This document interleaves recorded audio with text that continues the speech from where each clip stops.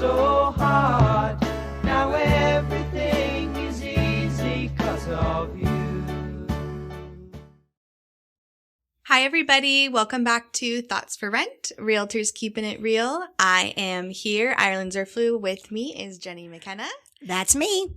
And I think this is the first time in a while we're not doing a Zerflu takeover. We're officially back in the office together again. I know. Thank you for covering. There were just a couple big things that were going on, and I was like, I wasn't going to be able to do a podcast, and I hated it, but I'm glad we're back doing it now. Ireland and Jenni team. Always excited to do that one.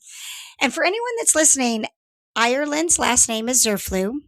My married last name is Zerflu. So that means that Ireland is my daughter. And today I wanted to debate with her. She doesn't even really know what I want to talk about.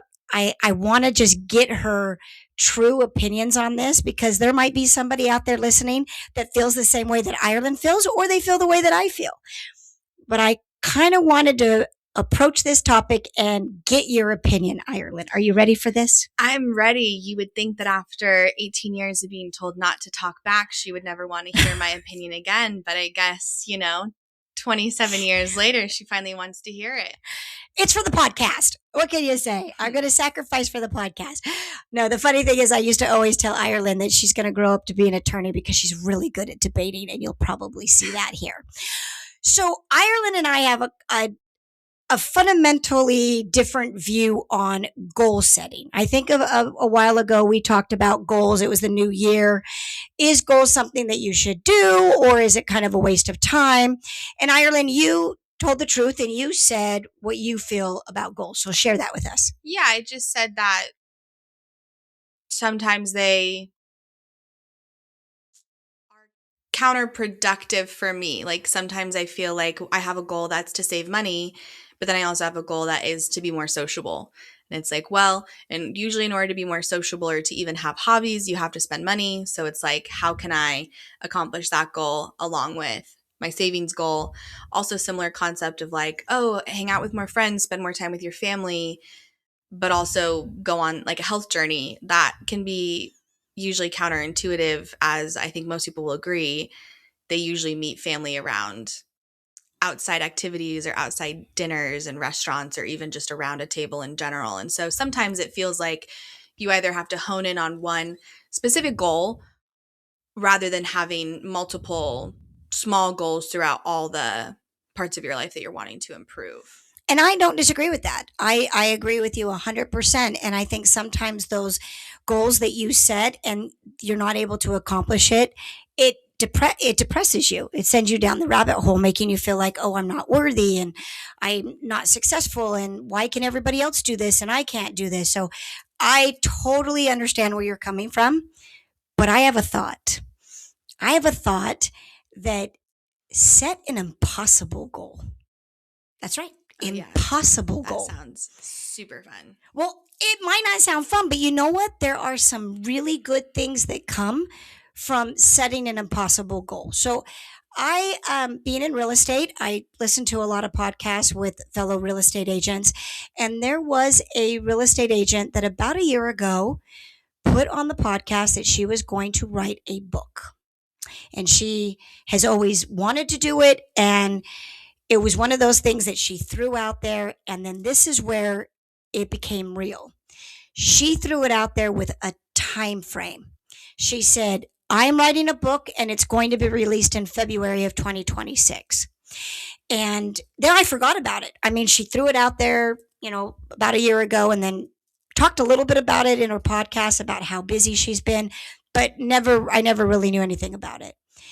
She accomplished it. And I was listening to her today, and I was just so impressed with the idea of her impossible goal. She really did believe that she wasn't going to be able to complete writing a book.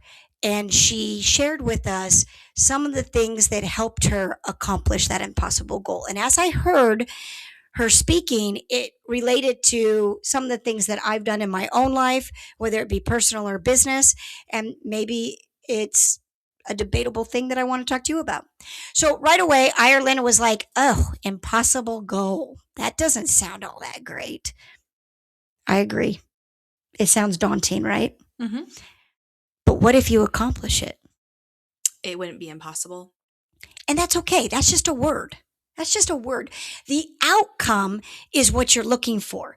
And better than the outcome, what about the journey? The journey that you have when you're trying to do something that in your mind is daunting and impossible and maybe a little scary, the journey would be different if you set something that was just simple. And then the journey is what makes you. So what do you think? Sounds like a lot of Kool-Aid that I don't love drinking. Because unfortunately, in that sentence, you did not actually give me any advice on how to accomplish the goal. You just told me I'm not going to give you any advice on accomplishing the goal. The impossible goal is something that you have to set out there and then you have to be very strategic about. So that's the other part. You can't just say, I'll use the example of an ultra marathon. So at one point I started off running a 5K. These were years ago. I ran the 5K, thought I was going to die. My friend said to me, oh, you should run a 10K. I'm like, did that. Then half marathon. After the half marathon, a couple half marathons, I got motivated to do the impossible goal in my mind, which was a marathon, a 26.2 mile treachery. Oh my gosh, never going to accomplish it. But then I put strategic things in place. I read about what do you have to train for? How do you have to eat?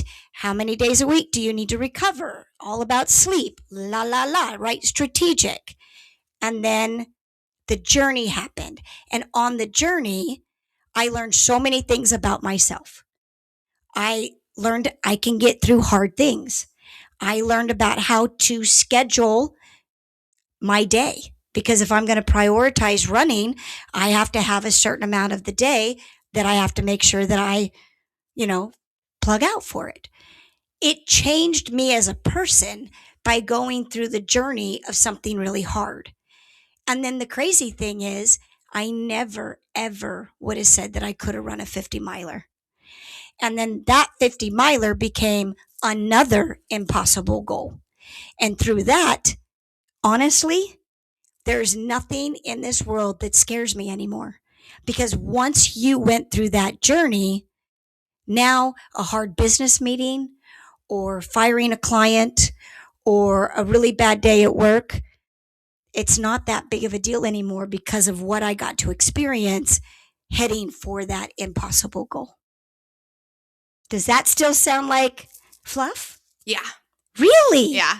Because you never actually thought that running was going to be impossible. It was just going to be hard. Oh, no. Ireland, when somebody said, let's do a 50 miler, in my brain, I was like, that's 2 marathons. There is no way. The way I felt after running a marathon, there was no way I really believed that I could do another 20 miles on that. And so I had to just get strategic. And yes, I had to get in there and say, do the plan, live the journey, and then hope that that was going to be something that would be the outcome. And got lucky, and it was the outcome. But even if I didn't finish all 50 miles, what I learned in the journey, the way that I changed my day, the way my thoughts were when I needed to get through hard things, that's what made me who I am today. And I would have never gotten any of those skill sets if I didn't set an impossible goal. You don't think you had those skill sets prior to running your ultra? No, When not did you like run I your do now. ultra? I ran that like April 1st, about 6 or 7 years ago? Okay. You had all those qualities prior to 6 or 7 years ago. I might have had qualities that would have gotten me through a marathon, but I did not have the qualities or tuned into the skills to run 50 miles. 50 miles is a whole different set of skills than what the marathon was. And so that's why I'm such a believer in these impossible goals. And I set some for our office. Like I have a group that I work with and we call ourselves the Rainmakers. Why do I call myself the Rainmaker, Ireland? Because you want to rain money. Make it rain. Oh, make it rain. Make it rain. It came from a John Grisham book. The attorneys go out, they get their clients, and so they call themselves the Rainmakers. So we have a group we call the Rainmakers. We're basically client acquisition team. I went to them, was it now a year and a half ago, and I said, we need to be at 1,500 accounts. And the 1,500 accounts is just step one, because really we want 3,000. So I used it kind of like the marathon to the ultra marathon. So we need to think like we're getting 1,500 accounts. We need to do actions. We need to have a strategy. We need to follow the game plan to get the 1,500.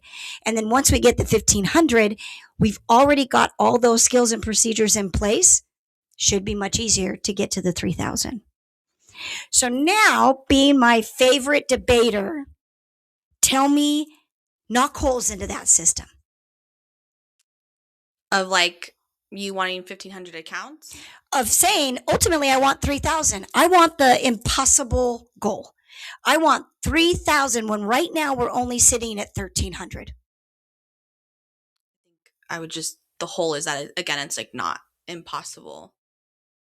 To it's me, not impossible. And also like there's no time frame on it. I don't know what your smaller goals are.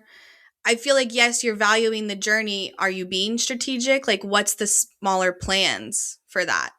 well, the smaller plan is the 1,500. Okay, how are you getting to that 1,500? And what have you changed since you went to them and said, I want 3,000? What are they doing now that they weren't doing before that? Good question. Because I set such a high goal, knowing that we needed to go even more, we set up a new software system where we monitor every single lead that comes in. And we weren't doing that before. If a lead came in, we worked it. And if it signed a property management agreement, great. If it didn't, no big deal. Now, there is not one lead that comes in that is not monitored, touched, and systematically put into our system. Okay.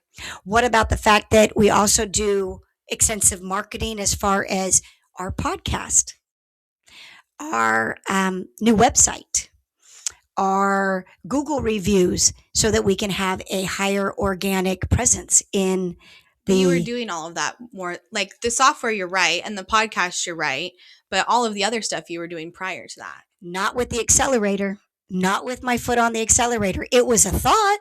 It was, hey guys, let's get some Google reviews on our website. And it was like, that's great. But now we formulated an actual plan that we're all involved in so that we can see the results of that. So again, and when you just said before that 3,000 is not an impossible number, Ireland, we have been sitting somewhere in the ballpark of around 1,000 for 10 years. So to me, what thinking, changed? Well, I would hope that the trying to go for that 1,500 and putting a strategic plan in place is what's changing it. Our mindset, making sure that our community around us is supporting that 1,500. So you didn't see like any growth prior to a year and a half ago when you launched this? Not a lot. I mean, we always had a little bit of growth. Like obviously you don't get to 1,300 in 20 years without growth every year. But I don't think that it was more about luck. It was about the market. If the market was going to give us a lot of accounts, we were here to take them. But we weren't strategically placing ourselves with monitoring leads, making sure we were out there, that we were answering questions, that we were formulating a good campaign. None of that was really necessarily in place. So 3,000 to me is an impossible goal. I'm glad you don't think it is. I'd like to ask you why you don't think that that's impossible. Because other people have done it. How many people have done it? Aren't there like mind management? Oh, Probably that doesn't count. They're a franchise that goes around and just They have a franchise of it. They're not like a true mom pop company being ran without the technology of nationwide. We are in Southern Nevada. We're not outside of Southern Nevada. And when you talk about those franchised companies, they're all over the United States. So they might have one that has 50 accounts in Timbuktu over here and 50 accounts over here. And then you add it all up and they get to count it. There is maybe. Sounds like your impossible goal should be to franchise. What? Am I passionate about that? Let's talk about that. If you're going to set an impossible goal, don't you want to be passionate about it so that you stay motivated and excited? Yeah. I don't know if franchising would make me excited. Would that make you excited? It'd get you to your goal faster. It would get me to my goal faster. I absolutely agree. I think it would also give me more headache on the way. But to Ireland's defense, she's on the right track. When you are thinking this impossible goal scenario, you've got to think outside the box sometimes. And that's one of the things that they say. If you set your goals small, which small goals are great when you're trying to get to your impossible goal, but small goals don't get you the skill set necessary to maybe get you that impossible goal. That impossible goal makes your brain think unconventionally, think differently than if you were just to set a yearly goal of how many properties you want. So you're right. You're saying to me, okay, Jenny, you want the impossible goal of 3,000? You may not be able to do it the way you're doing everything right now. You're kind of defending my impossible goal philosophy. Sure, yeah. Because you have to think differently. By thinking differently, then you're going to put in actions that you wouldn't have done with the smaller goals. And so therefore, you are strategically aligning yourself with that impossible goal. So I haven't heard too much of the debate on your end. I thought for sure you would knock me down big time. I'm not going to make you feel bad about the goals you set. No. I mean, just about the concept in general, about having this impossible goal concept. I think that if you're setting a goal that won't actually be able to be accomplished, all you're setting yourself up for is hurt and failure. And then I think that's going to bring you back to just a defeated sense of self. I think that you have your big goal of 3,000, but I also know that you have monthly goals and you have weekly goals that you've set as well. Uh-huh. And I think you like to talk about the big picture. I don't think you can have a big picture without the tinier pieces. I agree with you.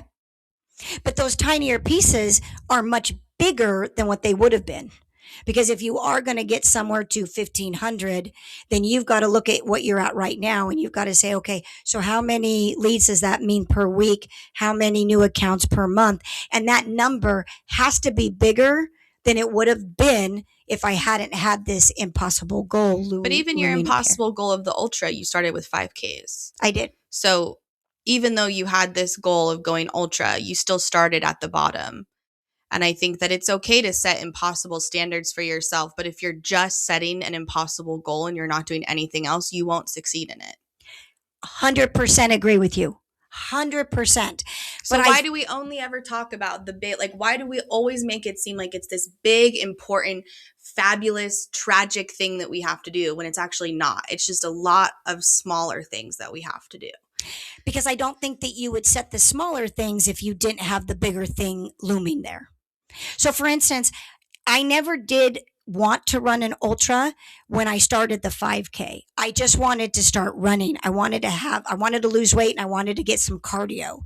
So I started the 5K, then went to the 10K, then went, maybe I should do the half marathon. I didn't even think about the ultra or put that out there until I accomplished the marathon. So again, all those small things I didn't have this big impossible goal at that point. It's the little small things that got me thinking maybe I could go bigger. When I opened up McKenna Property Management, I didn't think 3,000 the day I opened the door. You know what I thought when I opened the door? What? Please let's hope we can pay our bills. That's what I hoped. I was like, I hope we can pay the assistant that I hired. I hope that we can have enough that we can pay vendors when the vendors' invoices come in because the owners paid us on their capital contribution. I mean, that's the kind of stuff. It was like survival in the beginning. But then, so you could look at that as that 5K. And then when you get through that, then you go to the next level, which is, okay, now let's hire more people to be specialists. So what do you tell people to do if they're just surviving right now, if that's where they're at? Mm-hmm. What do you tell them to do in this situation? Set or not set an impossible goal? I don't think it would hurt anyone to set the impossible goal. I know it could be more daunting to them if they're in that 5K stage to go, hey, what about setting a ultra? Because they're going to look at you and go, I can't even run a 5K. Why are you telling me we should set the goal for the ultra? But what will happen is your subconscious will look at that 50 miler, the ultra, and for whatever reason, it starts clicking. It's not going to say it likes it, wants to do it, is passionate about it yet. But when you're running or training the 5K, somehow you go, well, I got to get through this because if I'm ever going to run an ultra, I got to get through this. Then I got to get the 10K. Then I got to get the half marathon. You just keep moving. You keep going to whatever it is that you set your mindset to. Yes, I agree with you. There are times that you might not accomplish certain things and that could get you depressed. But then that is a skill set of resetting your mind. You have to step back and say, you know what? That didn't work for me. What did I do wrong? And what do I need to do better? What skill set do I need to learn to even, to get to the next level? But truthfully, if you didn't have that big impossible goal, would you reset your mind or would you just go down the rabbit hole? Like if I didn't have an impossible goal and I didn't reach it? Well, remember, it's the reaching part is what you're achieving. You're trying to achieve it. But the journey is what makes your skill sets work. That is what, would you reset if you had that awful experience?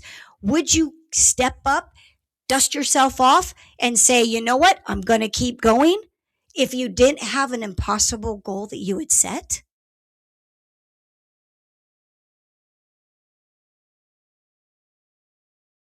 I guess I can't, I wouldn't be able to say 100% either way. Because again, if you're surviving, you're going to have to stand back up if you're just surviving. But if I ran an ultra or if I tried to run an ultra and I didn't cross the finish line, I only ran 45 miles, I probably wouldn't try again. Really? 45 miles sounds like enough to me. But also I don't have the mindset or the desire to run an ultra. So maybe it's also about the desire to do the things. Well, that's where that passion comes in, right? Because if the passion is there, then you think outside the box and you figure it out. And if you didn't make it the first time, you only made 45 miles, then you say, what did I do good? What do I need to work on? And then you make yourself run that 50 miler, if that's truly what you're passionate about. So I agree. I agree with you that passion needs to be behind the impossible goal. The girl that just wrote her book, and she was I think she was 15 on the US bestseller list when she actually dropped it, which is phenomenal. I think that she had a passion to tell her story. And yes, it was scary for her. Yes, it was tedious and lots of strategic things that needed to take place. Time blocking, somebody to help her proof whatever she was reading. I mean, things had to be put in place. She couldn't just wake up one day and go, oh, I'm going to write a book and I'm doing it all by myself. That's when the community comes involved. That's when your tribe is there for you. But she had a passion to tell her story. And I think that's what kept her going. So what's something you're passionate about? Money. Interesting. So we're going to see an impossible goal maybe that Ireland will set in the future that will have something to do with money. All my goals have to do with money. Have you got a big impossible goal in your mind that has something to do with money, a number or a thing it's going to buy or something? Yeah, to buy a house. Okay. And then what happens after you buy the house? I live in it. And is there going to be another goal that you got to go to? Probably. But I'm not going to set that goal until I accomplish my first goal. Okay. So it sounds like Ireland likes to do the increment goals if she's going to do it. And I just thought that the concept of having that impossible goal out there allows you to still do the increment goals, but that impossible goal might be just the trick that somebody needs to do in order to just keep on going. That's my thoughts for today as I was keeping it real. Yeah. Well, I hope anyone who sets an impossible goal accomplishes it. And for anybody who doesn't like the impossible goal idea, Ireland's got a good idea. Just keep going with the little increments and getting whatever you need accomplished in life accomplished, but just don't give up. Keep on swimming is what I remember a little fish saying to Nemo when she was lost. Just keep on swimming. All right, well, that's it for today. Hope you've enjoyed some of that. Maybe it made you think about things. That's Thoughts for Rent. Realtors Keeping It Real. I'm Jenni McKenna. And I'm Ireland Zerklu, and we'll see you guys next time. Bye. Bye. See you later. Oh, there you go. Sound good? Okay, good. I'll pass over to Ireland. Here you go, kid. Thanks, Pops.